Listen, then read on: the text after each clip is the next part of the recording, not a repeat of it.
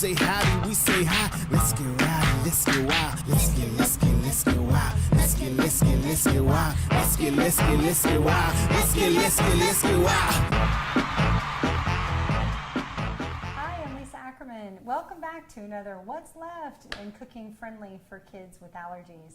And what we're going to make today is a pizza crust. We got lots of emails and I really appreciate all the feedback. A lot of folks have been asking about what pizza crust is yeast-free, no eggs, and no gluten and all the other fun stuff. So we're going to take that challenge head on. And if anyone who likes New York type style thin crust pizza, oh, that's what we're going for today. We're going to start with 1.5 cups of almond flour.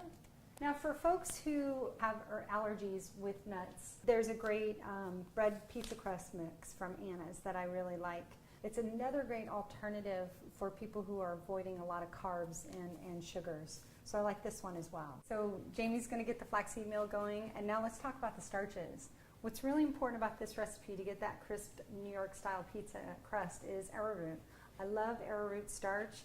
It has a lot to offer for binding and pulling this recipe together. And I also have my coconut oil. I'm a big fan of coconut oil. You've heard me talk about that many times. Next, we're going to add in our spices. I like a little spices. If you've got a kid that doesn't like spices, it's okay, but I've gone really light in the oregano and basil. So we're going to go ahead and add that in with the baking soda.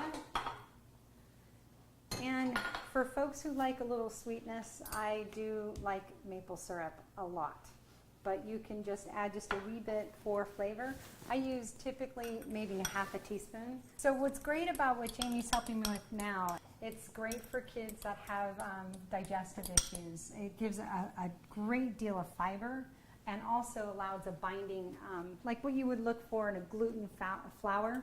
This is a great gluten-free option. And this is a modified recipe from the website Real Sustenance. I love those guys. They do a great job, but I always like to tweak things, but appreciate them. Shout out. So we're ready to roll out our pizza crust. I'm so excited, Jamie. This tastes really good. We're going to get the pizza crust going and the pizza toppings ready as well. So all I'm doing with the pizza crust is laying down some of my great parchment, unbleached parchment paper. And scare your husband with the rolling pin. That's always good times.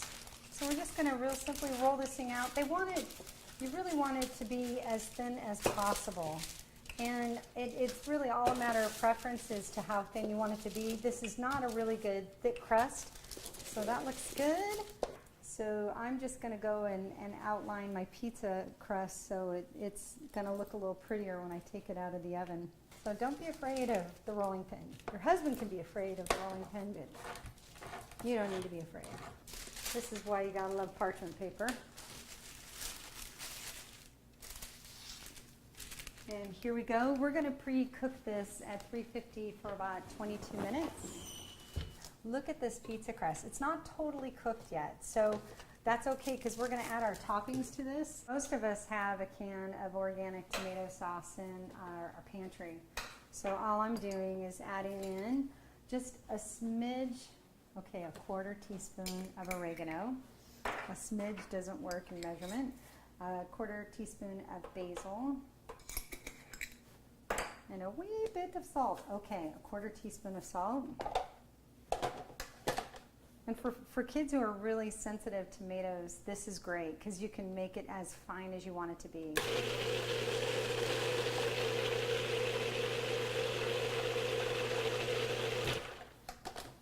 That's great.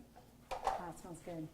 So if you want to cheat, you can use this puree. I like to take the roasted tomatoes, which is great, and push this around on my pizza crust. I know I use my fingers. That's the only way to make pizza. Exactly. It's made with love. Kids love helping to make pizza too because they feel really involved in it. And they get to put however much they want of things. So yeah. Good family affair.